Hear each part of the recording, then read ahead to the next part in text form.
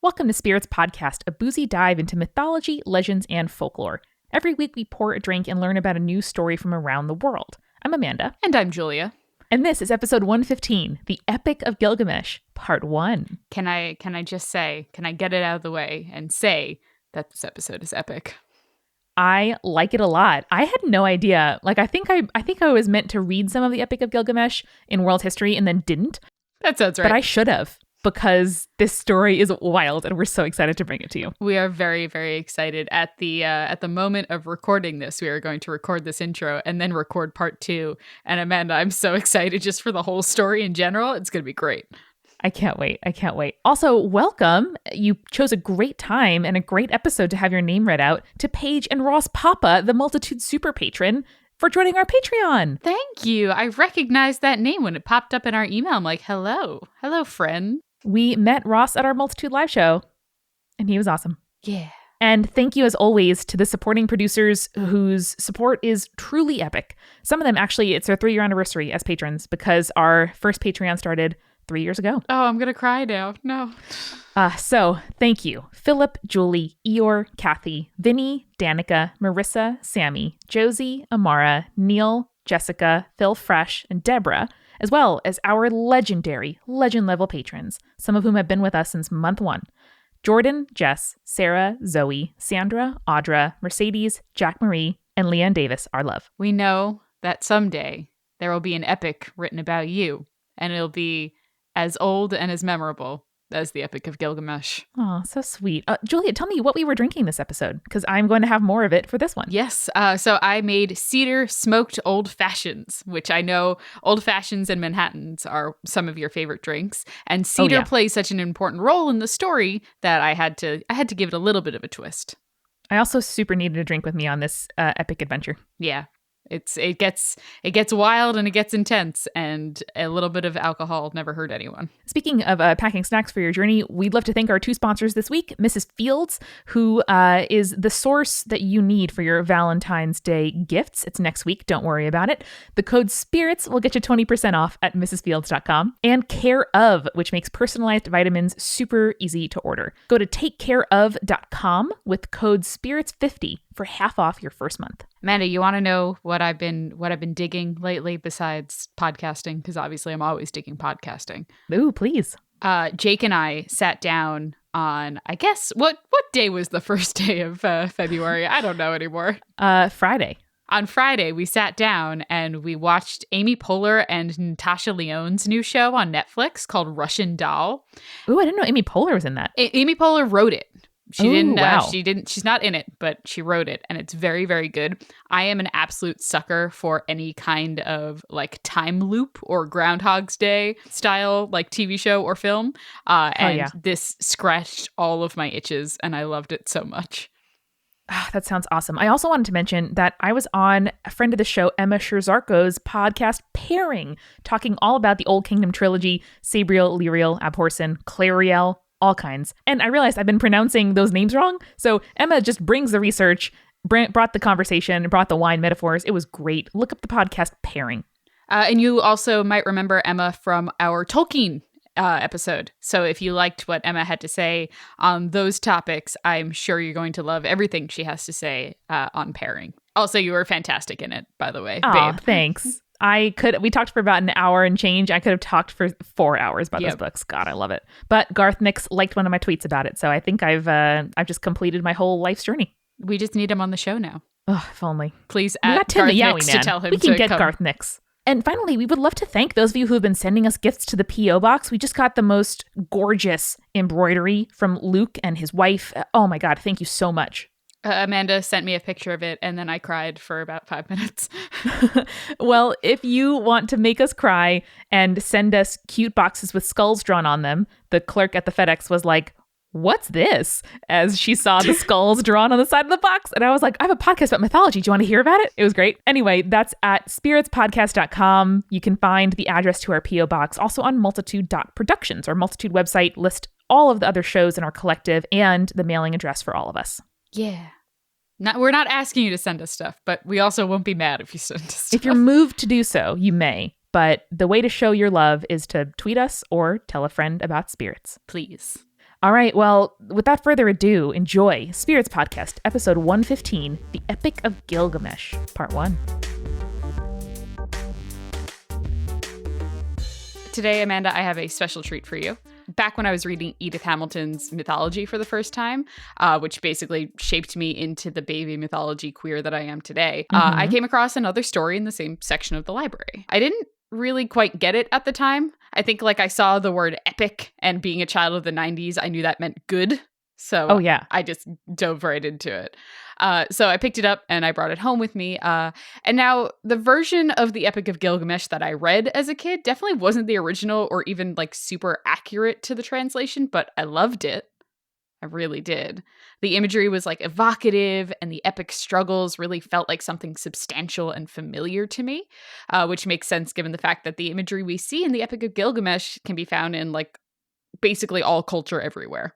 I've never read it, but I do know that it was one of the foundational texts of humanity. So it is very exciting, and it makes a ton of sense that we would see a lot of echoes in other places in the world. Yeah, I mean, my next line was, ask Amanda what she knows about the Epic of Gilgamesh. There you go.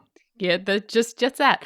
So to expand on your points, the Epic of Gilgamesh is an epic poem, arguably the earliest surviving great work of literature, as it dates back to 2100 BCE.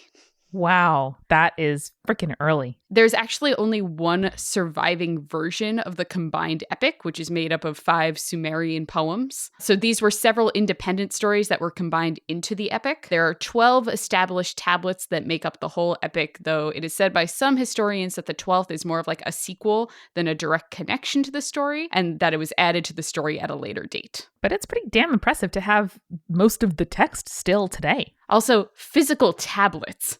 Someone carved these into tablets.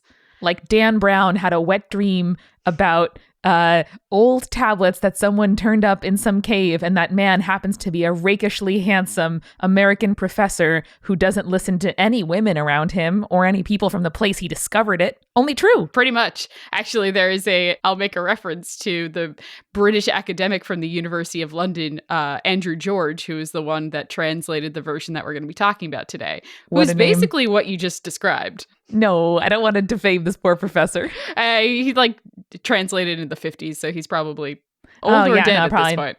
Probably has some problematic opinions. The translation we're discussing will be the Andrew George version. I'm sure there are other ones out there. This is the most widely kind of circulated version of it. So if you have a better version, such as when Emily Wilson translated the Odyssey, it's better because you're not having the white male context of the story. If you have a better version of the Epic of Gilgamesh as translated, please let me know. I want to read it. Yeah, this is probably the beginning of our understanding and appreciation of Gilgamesh, and not the end.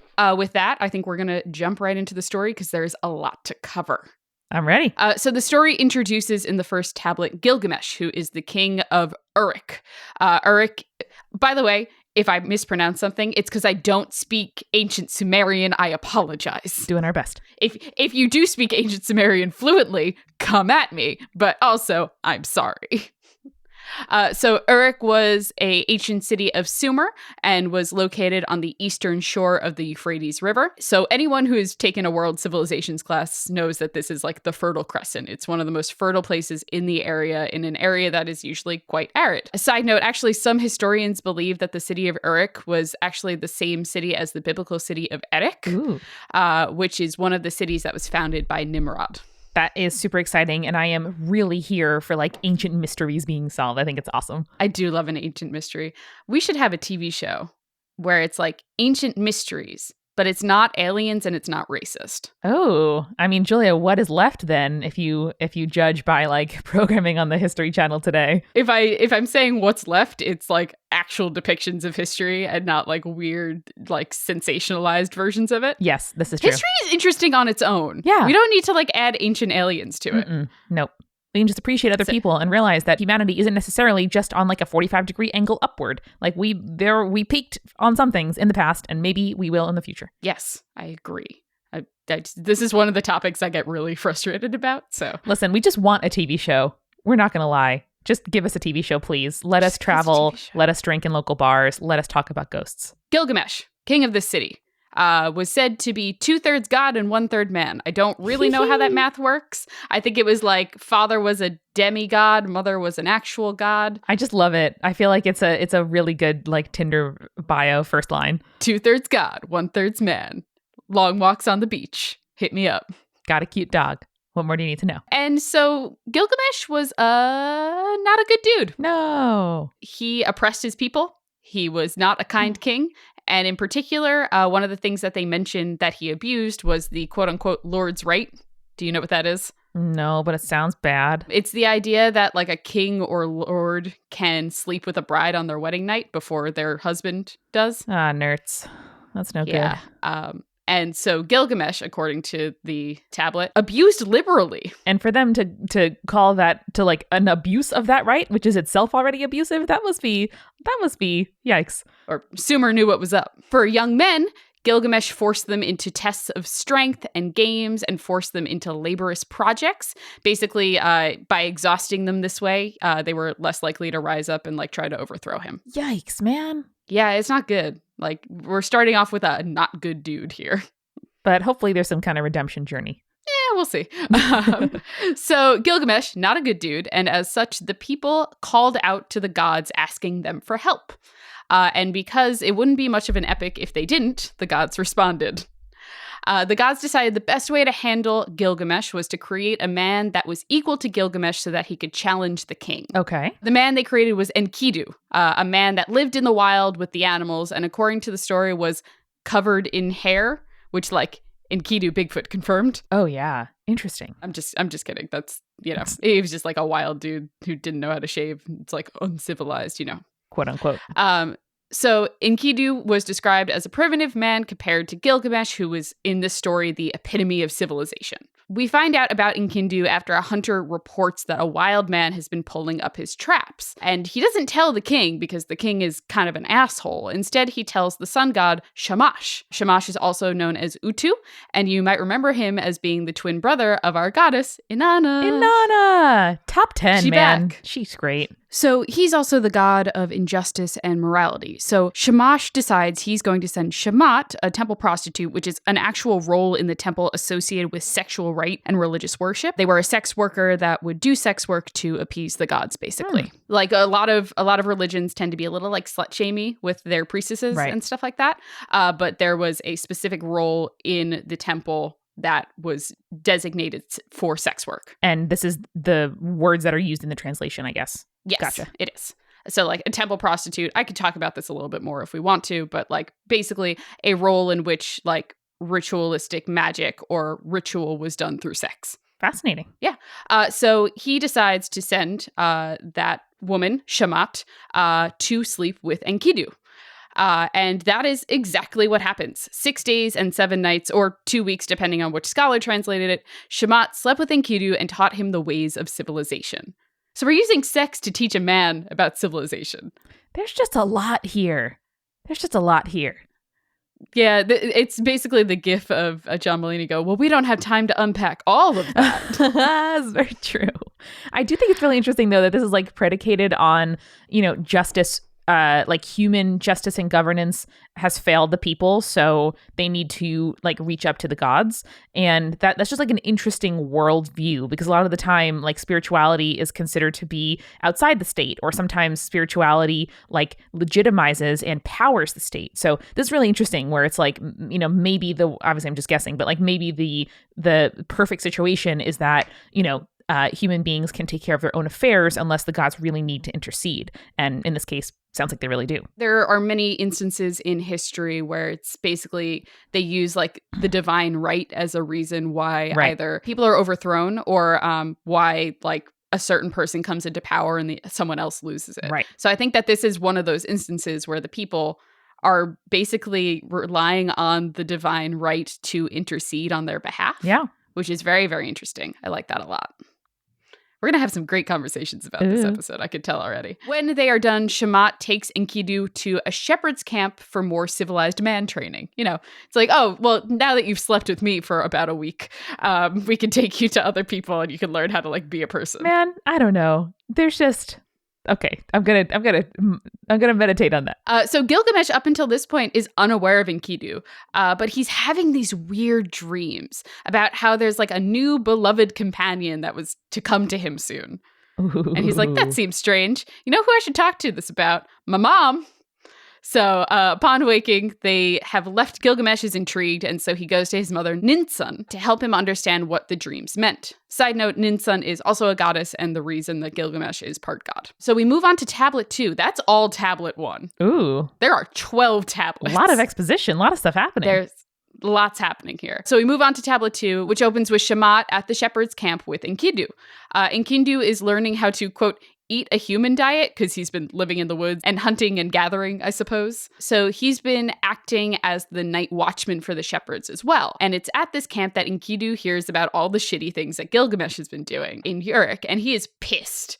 He is particularly pissed about the Lord's right thing. So I guess the gods kind of created and introduced him with like a sense of morality, which is awesome because that seems to be like the very thing Gilgamesh is lacking. Exactly. I like it. And like just instinctively, he's like, this is wrong and I need to stop it. I wonder if Mary Shelley was familiar with the Epic of Gilgamesh, because the creature is born without language, without morality, without feeling or love, and learns that over the course of the novella, and then like makes his creator, Frankenstein, look immoral and unhuman because the creature feels and loves and like is and appreciates so much more than his creator did. And I'm just seeing echoes here that I think are really interesting. That is such an interesting point, and I feel like we should talk about it a little bit more towards the end of the episode. Yeah. Enkidu, super pissed about the Lord's right thing, so he decides to leave the camp angrily and that he's going to intervene in a wedding in Uruk. Okay. So when Gilgamesh arrives at a wedding and tries to enter the bride's bedchamber, Enkidu is there blocking his path. Hell yeah. And they fight. It's a very like dramatic moment because this once wild man decides he's going to go ahead and fight the king of the goddamn city over like moral issues. Yeah. So they fight for a while and it's super fierce, but Enkidu acknowledges Gilgamesh's superior strength. Enkidu is just a man, whereas Gilgamesh is still 2/3 god. So gonna have that kind of more strength there. And strangely enough, in like classic man stuff, I guess, they become friends. Okay, didn't see that one coming. It's like, you're stronger than me. I accept that. We're going to be friends now. And thus Gilgamesh's dream comes true because now he's got a brand new friend. Okay. Does he teach him better ways of living? Well, their first foray into their friendship, Gilgamesh decides that they need to journey to the nearby cedar forest to slay a demigod. I mean, that's one way to bond. I feel like instead you usually like go to the mall, but we can do that too. The demigod's name is Humbaba, and Gilgamesh wants to kill him in order to gain notoriety and fame. And despite Enkidu and his council of elders telling him this is a bad idea, Gilgamesh insists they go anyway. Yikes. Gilgamesh crushing it. It's all great. Quick side note about Humbaba. In other Mesopotamian stories, Humbaba is the guardian of the forest, not just some like terrifying creature. He works with the will of Enlil, who is the storm god. Enlil did tell Humbaba to be a terror to human beings, and it is said that he, quote, when he looks at someone, it is the look of death, and Humbaba's roar is a flood. His mouth is death, and his breath is fire. He can hear 100 leagues away any rustling in his forest. Who would go down into his forest? The answer is Gilgamesh. This god sounds amazing, and I want to hang with him. Please don't tell me he dies. No. We'll get there. All it's right. all good. Listen, I bet there is Epic of Gilgamesh fanfic on AO3, so I will just use that to soothe my soul. Hey, bud, there 100% Oh, is. yeah. And I want to talk about this probably, spoiler alert, this is going to be 2 episodes. Ooh. I want to talk about this later in episode 2, but Enkidu and Gilgamesh are like very much seen as like queer-aligned characters. Yes. We're on tablet 3 now. Somewhat shorter, actually. It basically starts with the Council of Elders giving Gilgamesh advice on his journey, like a council should do. True. Thank you, council. Thank you. Doing your jobs. Gilgamesh also visits his mother for advice. For her son, Ninsun reaches out to Shamash for protection as he makes his journey. Also, to be safe and like gain protection for him as well, Ninsun adopts Enkidu as her own son. Aw. It's very, very sweet. Like, imagine your child came home and was like, hey, mom, this is my new best friend, and we're going to go on a wild adventure without any protection. Okay, see you later. Like, you're just like, no, stop 1 second. Let me adopt this child so he too can be safe. Yeah, nothing like pulls at my heartstrings like stories of people adopting like their kids' friends because they are in need. Like, I think that's just awesome. Yeah, I mean, this is like some straight up Molly Weasley shit. Oh, yeah. Yeah, for sure. It's just like, oh, this child makes my child happy? Oh, no, this is mine now. The best Weasley. I must protect. For sure. Yeah, as an oldest child, I'm pretty partial to Bill, and I think his character journey is really interesting. But yeah, I would go like Molly, Bill, Charlie, George, Fred, George. I'm not going to take a. I'm going to say Fred / George. Wow. I'm not going to take a stand there. Ginny, Ron, Percy. Cool. Yeah. All right. I feel Arthur's okay. Arthur's in the middle somewhere. All right. Moving on. Gilgamesh also leaves instructions to the Council of Elders, basically telling them how to run the city while he's gone, which is like, again, super great ruler, just like leaving some people in charge. Be like, hey, you know, while I'm gone on this really dangerous journey, just assume I'm alive and like run the business until I get back. You know, I'm going to take it back. I think it's Molly, Ginny, Bill, Charlie, Fred, George, Arthur, Ron, Percy. That's going to be my ranking. I'm glad we like established this. Really important to the story of Gilgamesh. Sorry, but I didn't want people to think that I don't value Ginny as she is due. I appreciate it. It's all right. So yeah, that's tablet 3. We're done with that. Okay. I'm going to get into the rest of the or at least halfway through our tablets for this episode. But Amanda, why don't we like go ahead and take a refill? Let's do it. Julia, we are actually going to be together on Galentine's Day and Valentine's Day as we travel to Portland for our live show, which is very funny, and I think it's very suitable. There's no one I'd rather spend a romantic day with, Amanda, except for my husband, but... Yeah, you know, we make sacrifices for our art, but I can think of one way that you can bring the sort of holiday with you, which is with a delicious treat that maybe Jake would buy for you as a little Valentine's Day gift. To be fair, I don't have much of a sweet tooth, but Jake loves anything sweet, cookie related, brownie related, anything like that. So he would flip if I got him some Mrs. Fields cookies for Valentine's Day. Yo!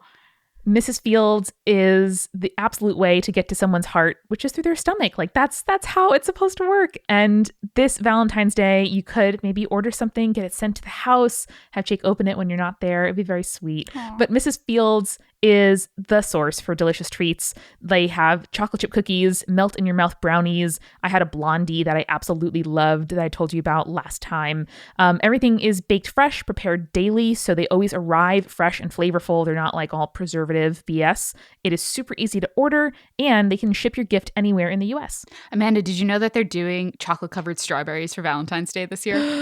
No, I may have to use our promo code SPIRITS for 20% off to get myself some of those. Yeah. Because, oh my goodness, I love them so much. I'm thinking about it now, for sure. And like Amanda said, right now you can get 20% off your order when you go to mrsfields.com and enter the promo code SPIRITS. That is 20% off any gift for Valentine's Day at mrsfields.com, promo code SPIRITS. That's mrsfields.com, promo code SPIRITS. Thank you. So you know that 2019, in my mind, is 2015, the year I sure do. The year that Julia is going to learn how to professional wrestle. And it's true. I'm doing it. It's very, very cool. But you know what's been really helping me, like both with like staying active and my recovery? It's been Care Of. Ooh, Care Of. Tell me what that's all about. So Care Of is a monthly subscription vitamin service that delivers completely personalized vitamin and supplement packs right to your door. You get a 30-day subscription. They get 30 little packs that are kind of stacked up in a little box that gets sent right to your house. And it's absolutely fantastic. So I've kind of like made the decision, 2019 is going to be my year to get healthy and fit and also like be able to throw dudes over my shoulders. That is the most important reason to pursue any fitness regime. Yeah.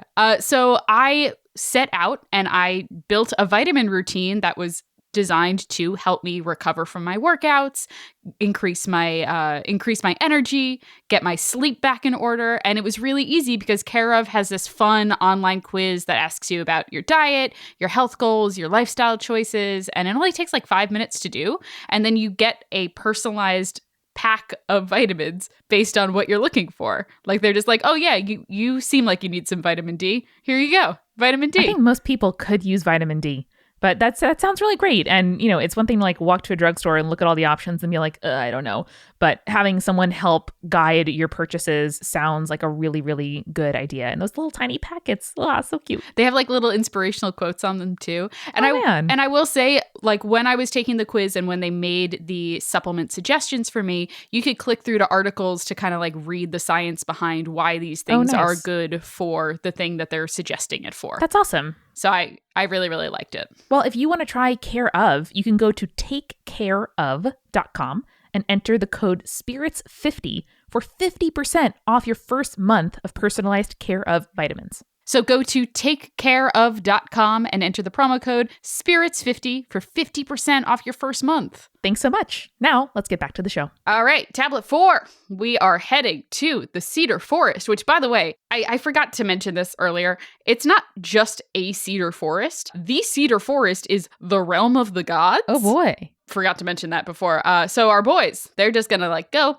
head to the realm of the gods to kill a demigod. I feel like this is definitely the tablet subtitled Cedar Drift. Is this the Tokyo Drift of the Gilgamesh franchise? It is, okay, and it smells cool. really good. It smells delicious. Gonna go kill that demigod in the realm of the gods. Cool, fine, totally okay. Whatever. Bond however you need to. Masculinity is hard. Definitely something we should be doing. So the Cedar Forest is located to the east of Uruk. The speculated real-world location of the Cedar Forest is probably the Zagros Mountains in Iran, what is modern-day Iran. As they travel, they camp, and every few days they perform this dream ritual, basically, so they can have foresight into how the journey is going to go. Okay. They perform it 5 times, and Gilgamesh has 5 completely horrifying dreams. They feature falling mountains, thunderstorms, wild bulls, a huge bird that breathed fire. And now these themes and imagery are all super similar to how Humbaba is described. But Enkidu is like, hey man, it's all good. Falling mountains, thunderstorms, that just means we're gonna go and kick some butt. I don't think so. Gilgamesh is like, I don't know about that. I'm not entirely sure. But Enkidu is like, how could it be about Humbaba? It's fine. We're gonna kill him. It's all good. So basically he tells Gilgamesh that he's worrying too much. Like a good friend, he tells you, your anxiety is nothing to worry about, and your feelings are invalidated. I mean, except for when it is something to worry about. I think in this situation, the anxiety is well placed. I mean, it's not even anxiety. It's just like a logical conclusion from the data you're receiving from, I don't know, your divine dreams. I don't know, maybe. So they finally make their way to the Cedar Forest, and as they approach the edge, they can hear Humbaba bellowing from below. Because again, like we said, he can hear anyone in his forest from 100 leagues away. So the tablet ends with the 2 men assuring each other that everything will be fine, and they should not be afraid. This is a great epic poem. Lots of ups and downs here. So they head into the forest, and immediately, of course, they run into Humbaba. Just find your target right off the bat. It's like when you enter in a video game, when you enter a certain area and all of a sudden the music hits and you're like, shit, I'm hitting the boss level right away. I thought you were going to say in laser tag, where somebody employs the age-old strategy of just fading back a little bit right outside the entrance, and then they can go after you. I haven't played laser tag in so long. We should do a multitude outing of laser tag. That would be awesome. There's a place in Queens. I was going to say, there's probably some really good places in New York. Run into Humbaba. The demigod throws insults at them and threatens them immediately. Wow. First interaction, it's like, yo, by the way, y'all suck. I'm going to establish my dominance with my words first. Which is funny because he's a monstrous demigod. But, let's throw insults instead. So he even accuses Enkidu of betrayal, basically alluding to the fact that Enkidu had been chosen by the gods to challenge Gilgamesh. Yeah. He also lets Gilgamesh know that he's planning to disembowel him and feed his body to the birds. I mean, yeah, seems like a fitting end. Gilgamesh is rightly afraid, but Enkidu encourages him, and the fight between the king and the demigod begins. During the battle, it is so violent that the mountains shook and the sky itself turned black. Wow. That's how epic this battle is. When things begin to look bleak for Gilgamesh, Shamash comes through. Like he promised. Ooh. He sends 13 winds to bind Humbaba, capturing him. So Gilgamesh kind of starts to pity Humbaba, who's captured at this point, and he's pleading for his life, and he offers to make Gilgamesh the king of the forest, to be his servant, to cut down the sacred cedar trees for him. But Enkidu is basically like, hey, that's nice and all, but if you kill him, you'll have notoriety forever. No, hide this guy straight from the path. The gods made you. And this pisses Humbaba off, and he curses the two men, and Gilgamesh kills him with a blow to the neck. Oh, no. Basically, like, making the decision for Gilgamesh. Yikes. And those cedar trees that Humbaba offered to cut down for them, Gilgamesh and Enkidu do themselves. Boo. They build a raft to take them home down the Euphrates, and Enkidu reserves one for himself so that he can create a gate for the temple of Enlil. It's not mentioned exactly why he chooses to like build a gate for Enlil for his temple, but I'm assuming that it's because Enkidu is tied to Enlil, and also because they slayed Humbaba, who was created by Enlil, and in his service, Enkidu wants to make sure to honor that god and win back his favor. The one smart decision that's been made this whole freaking bonding trip. Thanks for making good decisions for once. So now, the heroes have managed to do the big fight, win the battle, return home. So you would think that like that would be the end of things, right? I think we're only on tablet 4. Yeah, we're on tablet 5, but like they got 7 tablets left. This is not the end of the story. Oh, yeah. We're at the halfway point, buds. That is the one, I think, advantage to ebooks, which is when you're reading and you're like, oh, seems like we're done. Oh, no. You're not like halfway through the book conspicuously on your lap where you're like, well, clearly things can't be right, or this can't be the right fork in the path to take because there is still half of this book left. There's so much left here. Oh, no. So we're going to touch on tablet 6, which is where we're up to, because things were not chill when they got back to Uruk. Oh, no. Gilgamesh returns home only to be approached by our girl, Inanna. What does she say? Well, Inanna, as we remember, is the goddess of love and sexuality, but also civilization and war. Badass lady, we love her. But she heard what was going on and what happened to Humbaba, and so she propositions Gilgamesh. Mm-hmm. But Gilgamesh rejects her, No. knowing that she's mistreated her lovers in the past, as you can remember with her husband Dumuzi, who did not mourn her when she apparently died. Uh-huh. She had demons drag her down to the underworld to replace her. Oh, I remember. Well, Gilgamesh sounds like a friggin' double standard, my guy. So Inanna is rightfully pissed, and so she goes to her father to have him send the bull of heaven to avenge her, since Gilgamesh's slight is egregious. It is not good. You don't do that to a goddess. That's fucked up. The Bull of Heaven sounds great, though. Yeah. Her father, Anu, disagrees and rejects her demands for vengeance. And Inanna, still being the goddess of death and all, threatens to raise the dead so that they outnumber the living and will begin to devour them. I feel like this is Inanna's favorite threat. Didn't she do this when her husband... No. That's Izanami and Izanagi. Oh, shit. Well, anyway, they're learning from each other because this is a great threat. Mm-hmm. So basically, she's like, yo, I'm going to bring some zombies up here. We have zombie lore in this Mesopotamian Sumerian myth. Amazing. How cool is that? Who needs the Odyssey? So this scares Anu, and he yields to his daughter, and Inanna takes the Bull of Heaven to Uruk. He promptly wrecks the place, basically like that scene with the Titans at the end of Disney's Hercules. Don't remember, but I believe you. Oh, Amanda, no. I watched it once when I was like 9. We gotta rewatch I it. We know. could do it for the patrons. That would be nice. I know, we should. All right, so she also manages to dry up the Euphrates, killing the crops and ruining the marshes, and causing a sinkhole that swallows 300 men. Yikes. Yeah, this is like intense. Inanna's fury is not to be dealt with. And very, like, embodied isn't the right word, but very, like, placed in the geography. Like, we're hearing a lot about the settings of all of these myths, and that to me always just makes it feel so much more real. Gilgamesh and Enkidu just got back, and now they have to deal with this bullshit. Get it, bullshit? Hey. Bull of heaven. So they do, of course. They do manage to deal with this bullshit, and they slay the Bull of Heaven on their own, offering its heart up to Shamash. Inanna witnesses this whole thing and begins to go into a rage, which Enkidu answers by tossing the bull's butt at her. Like, the story says hindquarters, but it's like, it's the bull's butt. He cuts off the bull's butt and just throws it at Inanna. I mean, okay. I see how it's insulting, if not particularly effective. Inanna leaves. And the city of Uruk celebrates because, wow, their king saved them and seems like less of a dick than usual. Like, that's pretty nice. For the average person, sinkhole aside, things are kind of looking up. Yeah. So awesome. But the tablet ends not with celebrations and festivities, but with the fact that Enkidu has an ominous dream about his future while the rest of the city feasts and celebrates. Ooh, what a good mid-act break. I will say, we're going to pause the episode. Don't worry, we're going to be back in 2 weeks for the second half of the Epic of Gilgamesh. It involves some death, a trip to the underworld, and more of our favorite goddess. I feel like I really do need this break because there is so much to like think about and unpack with just the first half. And I definitely want to mull on that a little bit before we figure out what happens next. Okay, absolutely. Let's talk a little bit more about those Frankenstein comparisons that you were seeing, because I think that's really, really interesting, given that Enkidu, like, is almost a Gollum-esque creature in that, like, all of the hopes of the gods are put upon him, Yeah. but he still, like, becomes his own person. Yeah. And, like, is basically, I won't say corrupted by Gilgamesh, but, like, his sense of morality shifts from, like, sleeping with Shamat and also, like, meeting Gilgamesh and then fighting with him and, like, spending this great journey with him and then coming back. Yeah, and that, I think, is the aspect that reminds me most of Frankenstein, because Frankenstein's creature is really just looking for, like, love and acceptance.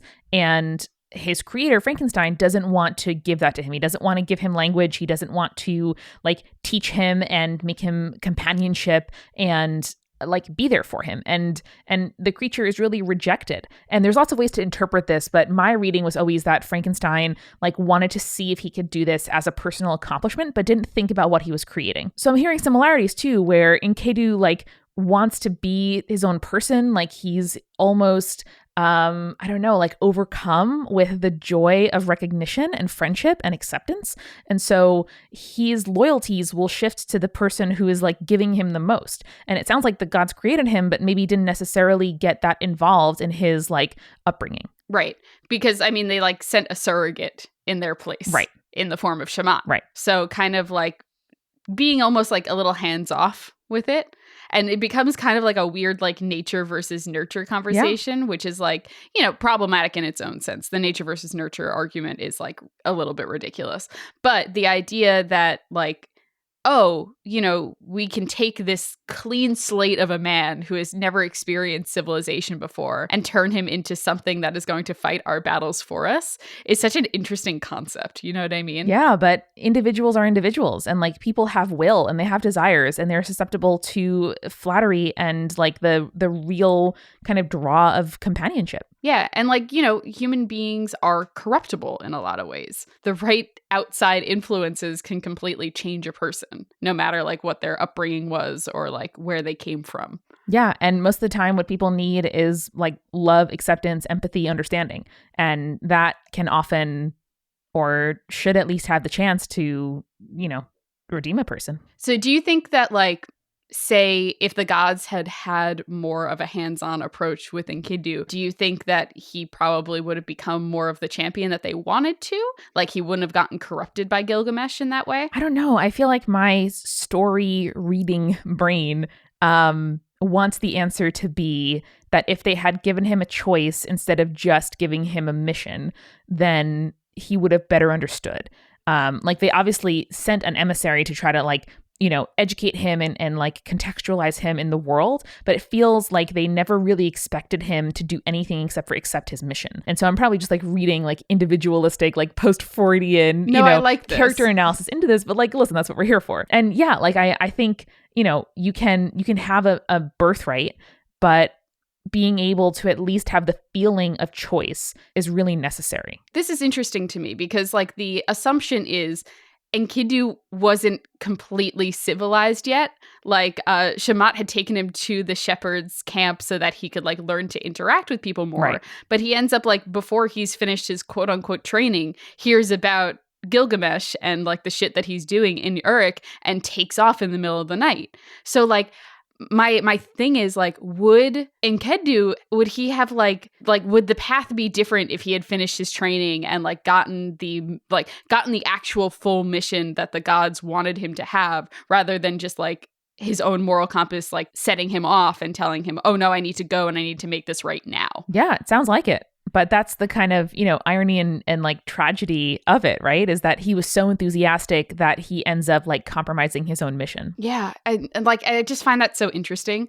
Like the idea of the like incomplete hero. It's like, I'm going to do a Star Wars thing real quick. It's like when Luke finds out that Han and Leia are in trouble. Yeah. So he leaves his training with Yoda before he's completely like trained as a Jedi. Mm-hmm. Ooh, no, it's really true. And like that to me was the experience of like adolescence and being a teen also, where I felt like, okay, yes, like can we fast forward through all this stuff until, you know, like to the point where I can do what I need to do, what I know that I want to do. Like I felt like a full person. I felt like I had the agency. And yet like I know that being forced to kind of like sit through all that what felt like bullshit, you know, like really now I'm going to just think of throwing a bull's butt forever whenever I say that word. Thank you.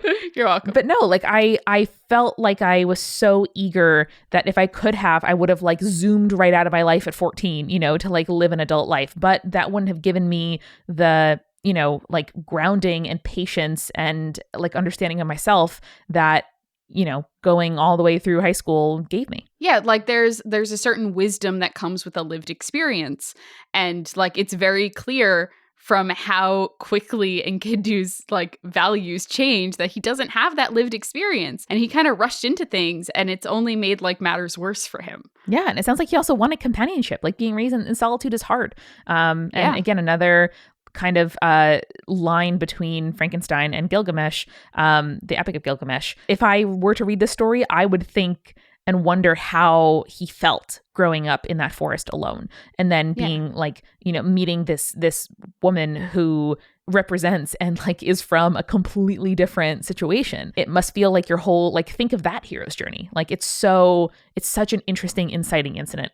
And I can definitely understand how I'm sure people have like written fascinating speculative fiction about this, you know, throughout history. But that to me is kind of like the problem and the question of Frankenstein's creature, is like what happens when you grow larger than your circumstances, or what happens when a plan that you make only thinking of yourself ends up having consequences way beyond what you could imagine. Yeah, and like you bring up Shamat as like an emissary. And it's like really interesting to me because I think that like from a historical perspective, we don't see that kind of connection between sex and religion too often. It's very much like sanitized nowadays. Right. Just based on like the narrative that ended up becoming dominant. Right. But I'm kind of struck by, and like this is like kind of a weird pull. You've seen Firefly. Yeah. Right, Amanda?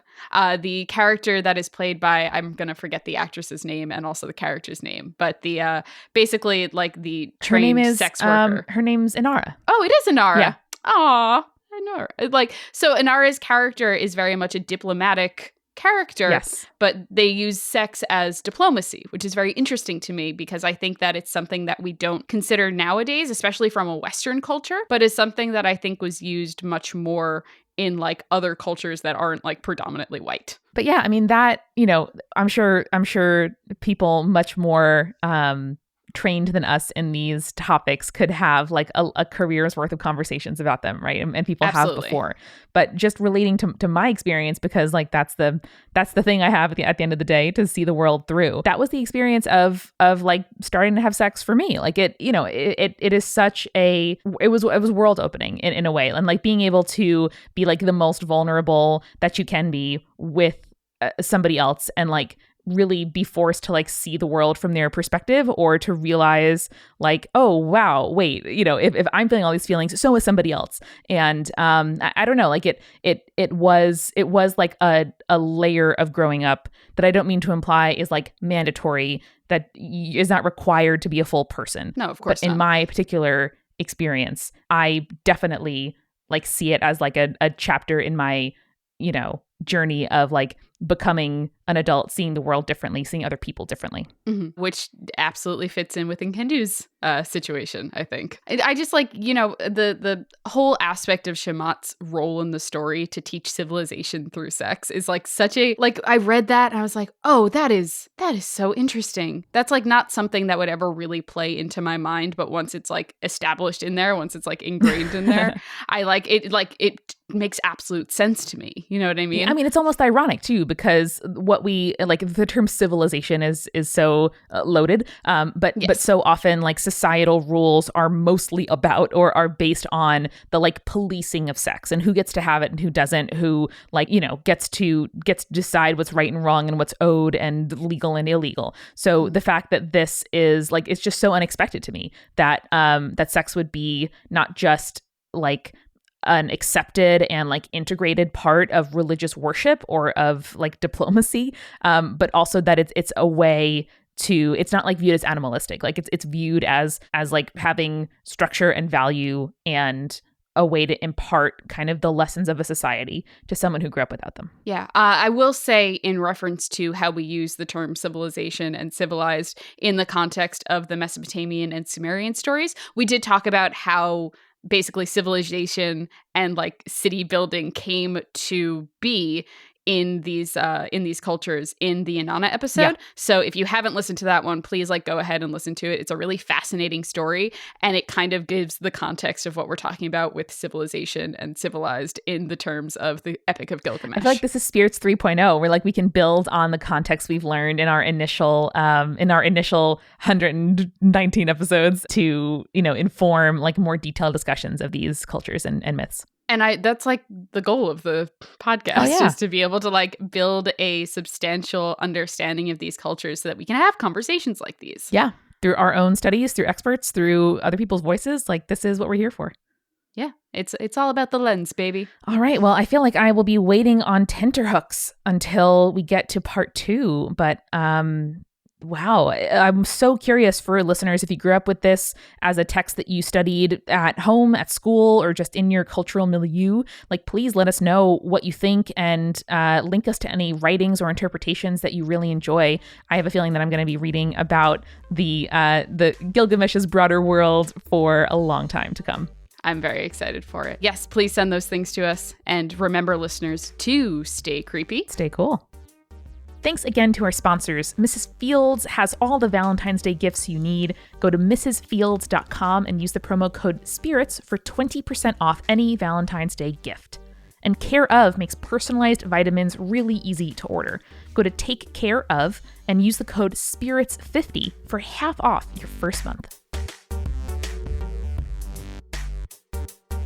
Spirits was created by Amanda McLaughlin, Julia Shafini, and Eric Schneider, with music by Kevin MacLeod and visual design by Allison Wakeman. Keep up with all things creepy and cool by following us at Spirits Podcast on Twitter, Instagram, Facebook, and Tumblr. We also have all of our episode transcripts, guest appearances, and merch on our website, as well as a form to send us your urban legends at spiritspodcast.com. Join our member community on Patreon, patreon.com/spiritspodcast, for all kinds of behind-the-scenes stuff. Just $1 gets you access to audio extras with so much more available too. Recipe cards, director's commentaries, exclusive merch, and real physical gifts.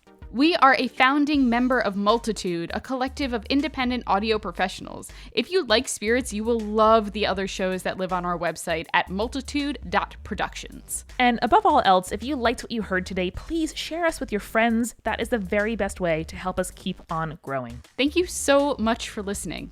Till next time.